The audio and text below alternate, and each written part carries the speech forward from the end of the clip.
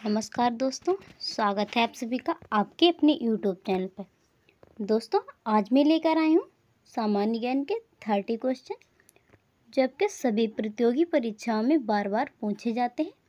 अगर आप प्रतियोगी परीक्षाओं की तैयारी कर रहे हैं तो वीडियो को अंत तक जरूर देखें। तो लेते हैं आज का पहला प्रश्न। पहला प्रश्न है, प्रथम भारतीय साम्राज्य स्थापित किया गया था। बताइए दोस्तों, प्रथम भारतीय साम्राज्य स्थापित किया गया था तो किसने करवाया था? तो चंद्रगुप्त मौर्य द्वारा, यानी सी या बी ऑप्शन करेक्ट हो जाएगा। अगला प्रश्न है, यूनानियों को भारत से बाहर किसने निकाला था? बताइए दोस्तों, यूनानियों को भारत से बाहर किसने निकाला था? तो चंद्रगुप्त मौर्य ने निकाला था। ऑप्शन ए करेक्ट हो जाएगा। अगला प्रश्न है, सेल्यूकोडस से चंद्रगुप्त मौर्य की पहचान किसने करवाई? बताइए दोस्तों, सेल्यूकोडस से चंद्रगुप्त मौर्य की पहचान किसने करवाई थी? तो करवाई थी विलियम जोन्स ने, यानी ए ऑप्शन करेक्ट हो जाएगा। अगला प्रश्न है, किसने कहा कि चंद्रगुप्त मौर्य ने 6 लाख सैनिकों की सहायता से संपूर्ण भारत को रौंद डाला? बताइए दोस्तों, किसने कहा कि चंद्रगुप्त मौर्य ने 6 लाख सैनिकों की सहायता से संपूर्ण भारत को रौंद डाला? तो प्लूटार्क ने कहा था, यानी सी ऑप्शन करेक्ट हो जाएगा।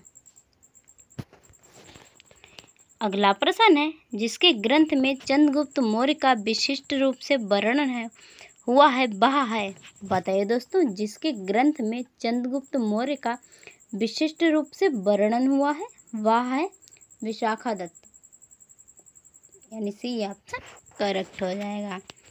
अगला प्रश्न है, चंद्रगुप्त मौर्य का प्राचीनतम अभिलेख खी उद्धरण निम्न में से किस अभिलेख में मिलता है? बताइए दोस्तों, चंद्रगुप्त मौर्य का प्राचीनतम अभिलेख की उद्धरण निम्न में से किस अभिलेख में मिलता है? तो मिलता है रुद्रदामन का जूनागढ़ अभिलेख, यानी डी ऑप्शन करेक्ट हो जाएगा। अगला प्रश्न है, निम्नलिखित में से किसने चंद्रगुप्त मौर्य एवं सिकंदर महान की भेंट का उल्लेख किया? बताइए दोस्तों, निम्नलिखित में से किसने चंद्रगुप्त मौर्य एवं सिकंदर महान की भेंट का उल्लेख किया? आपके ऑप्शन है प्लिनी, जस्टिन, स्ट्रैबो, मेगास्थनीज। तो जस्टिन ने, यानी बी ऑप्शन करेक्ट हो जाएगा। अगला प्रश्न है, पाटलिपुत्र में चंद्रगुप्त का महल मुख्यतः बना था। बताइए दोस्तों, पाटलिपुत्र में चंद्रगुप्त का महल किससे बना था? तो लकड़ी से बना था, यानी सी ऑप्शन करेक्ट हो जाएगा। अगला प्रश्न है, चंद्रगुप्त मौर्य ने अपने अंतिम दिन कहाँ गुजारे? बताइए दोस्तों, चंद्रगुप्त मौर्य ने अपने अंतिम दिन कहाँ गुजारे थे? तो गुजारे थे श्रवणबेलगोला में, यानी डी ऑप्शन करेक्ट हो जाएगा। अगला प्रश्न है, निम्नलिखित में से किस मौर्य राजा ने दक्कन पर विजय प्राप्त की थी? बताइए दोस्तों, निम्नलिखित में से किस मौर्य राजा ने दक्कन पर विजय प्राप्त की थी? तो चंद्रगुप्त ने की थी, यानी बी ऑप्शन करेक्ट हो जाएगा। अगला प्रश्न है, गुजरात चंद्रगुप्त मौर्य के साम्राज्य में सम्मिलित था। बताइए दोस्तों, यह प्रमाण होता है रुद्रदामन के जूनागढ़ शिला अभिलेख से। अगला प्रश्न है, सेलूकस जिनको अलेक्जेंडर द्वारा सिंध एवं अफगानिस्तान का प्रशासक नियुक्त किया था को किस भारतीय राजा ने हराया था? बताइए दोस्तों, सेल्यूकस जिनको अलेक्जेंडर द्वारा सिंध एवं अफगानिस्तान का प्रशासक नियुक्त किया था को किस भारतीय राजा ने हराया था? तो चंद्रगुप्त को, यानी डी ऑप्शन करेक्ट हो जाएगा। अगला प्रश्न है, चंद्रगुप्त मौर्य ने सेल्यूकस को किस वर्ष में पराजित किया था? बताइए दोस्तों, चंद्रगुप्त मौर्य ने सेल्यूकस को किस वर्ष में पराजित किया था? तो पराजित किया था 305 ईसा पूर्व, यानी सी ऑप्शन करेक्ट हो जाएगा। अगला प्रश्न है, मेगास्थनीज कौन था? बताइए दोस्तों, मेगास्थनीज कौन था? तो मेगास्थनीज था चंद्रगुप्त मौर्य की राजसभा का में यूनानी दूत। ये ऑप्शन करेक्ट हो जाएगा। चंद्रगुप्त मौर्य की राजसभा में यूनानी राजदूत मेगास्थनीज था। अगला प्रश्न है, मेगास्थनीज दूत था। बताइए दोस्तों, मेगास्थनीज दूत किसका था? तो सेल्यूकस का, यानी ए ऑप्शन करेक्ट हो जाएगा। अगला प्रश्न है, मेगास्थनीज के अनुसार पाटलिपुत्र का नगर एक सीमित द्वारा शासित था। इस सीमित में कितने सदस्य थे? बताइए दोस्तों, इसका राइट आंसर क्या होगा?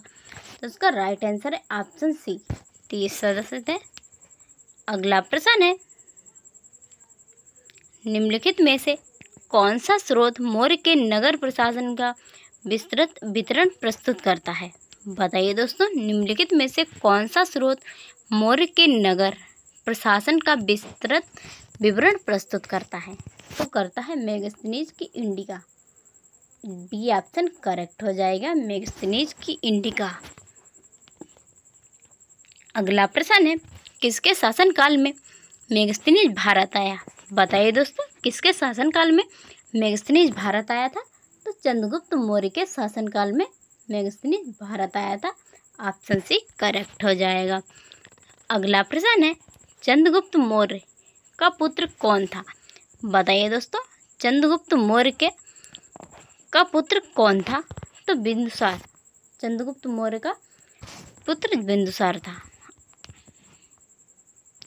अगला प्रश्न है, किस मौर्य शासक को अमित्रघात के नाम से जाना जाता है? बताइए दोस्तों, किस मौर्य शासक को अमित्रघात के नाम से जाना जाता है? तो बिंदुसार को जाना जाता है। ऑप्शन बी करेक्ट हो जाएगा। अगला प्रश्न है, बिंदुसार के शासन के दौरान अशांति कहाँ थी? बताइए दोस्तों, बिंदुसार के शासन के दौरान अशांति कहाँ थी? तो थी पुष्कलावती में, यानी सी ऑप्शन करेक्ट हो जाएगा।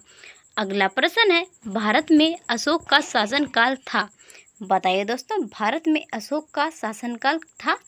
तो था 273 से 232 ईसा पूर्व। ए ऑप्शन करेक्ट हो जाएगा। अगला प्रश्न है, बिंदुसार का पुत्र कौन था? बताइए दोस्तों, बिंदुसार का पुत्र कौन था? तो बिंदुसार का पुत्र अशोक था, यानी ए ऑप्शन करेक्ट हो जाएगा।